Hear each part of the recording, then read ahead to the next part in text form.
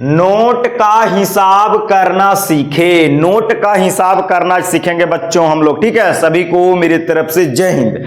आइए पहले दो सवाल है, दोनों सवाल को पहले पढ़ लिया जाए कि 2500 रुपया में 20 के कितने नोट होंगे। और दूसरा सवाल मेरे बच्चे कि 100 रुपये 1000 रुपया का 10 नोट है, 500 रुपया का 20 नोट है और 20 रुपया के 5 नोट है, तो हमारे पास कुल कितनी राशि होगी। मतलब कि मेरे पास कुल कितना पैसा होगा, कितना रुपया होगा। इसी चीज को समझना है मेरे भाई साहब, ठीक है। तो आइए इस चीज को भी हम लोग के जानना बहुत जरूरी है। जब आप बैंक जाइएगा, है ना, तो आपको इतना नोट की संख्या मिलेगा तो कितना रुपया हुआ, इतना रुपया है तो कितना, हमको 20 रुपया नोट चाहिए, 50 रुपया वाला नोट चाहिए, तो कैसे उसको हिसाब करते हैं, तो बहुत काम आएगा हम लोग के। समझिए तो लेट न करते हुए।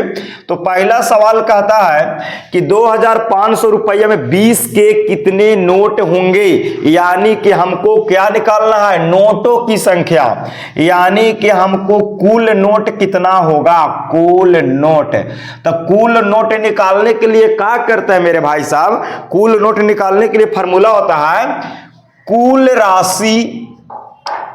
राशि और बटा में, कुल राशि और बटा में नोट की संख्या।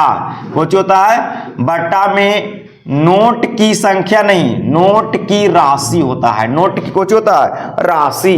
कहने का मतलब कुल नोट अगर हमको पता करना है तो कुल राशि यानी कुल पैसा में अगर हम नोट की राशि से, नोट की राशि माने कि एक नोट की कितना वैल्यू है उसके बारे में। तो देखिए कुल राशि कितना है, तो 2500, तो 2500 लिख लीजिए यहाँ पे ऊपर में। और नोट की राशि, तो कितना नोट की राशि, तो नोट की राशि कौन वाला, तो 20 के कितने नोट होंगे, तो 20 से हमको भाग देना होगा, 20 से हमको भाग देना होगा। 20 के कितने नोट, मानो 20 रुपया नोट कै गो होगा, तो ये हो गया नोट की राशि। एक नोट की कीमत है 20 रुपया, तो भाग दे लीजिए, 0 से 0 कट जाएगा, कटेगा कि नहीं कटेगा। अब 2 से 250 में भाग दीजिएगा तो कटेगा आपको 100 कितना बार में, 25 बार में। यानी कि 125 नोट होंगे, 125 नोट मेरा आंसर होगा। यानी कि 2500 रुपया में 20 रुपया वाला नोट जो होगा वो 125 गो नोट होगा मेरे भाई। कोई दिक्कत नहीं, आपको लगे कि सही है कि गलत, तो देखिए 125 को नोट है 20 रुपया, तो में 20 से गुना कर दीजिए, फिर आपको 2500 रुपया मिल जाएगा। अब दूसरा सवाल देखिए बच्चा जी, कहता है कि 1000 रुपया के 10 गो नोट है और 500 रुपया वाला 20 गो, 20 रुपया वाला 5 गो नोट है, तो कुल राशि कितना है, कुल पैसा कितना हुआ मेरे पास। तो यहां इसको हल ऐसे करेंगे, कुल राशि निकालना है, कुछ निकालना है कुल राशि। तो आइए समझते कुल राशि कैसे निकालेंगे।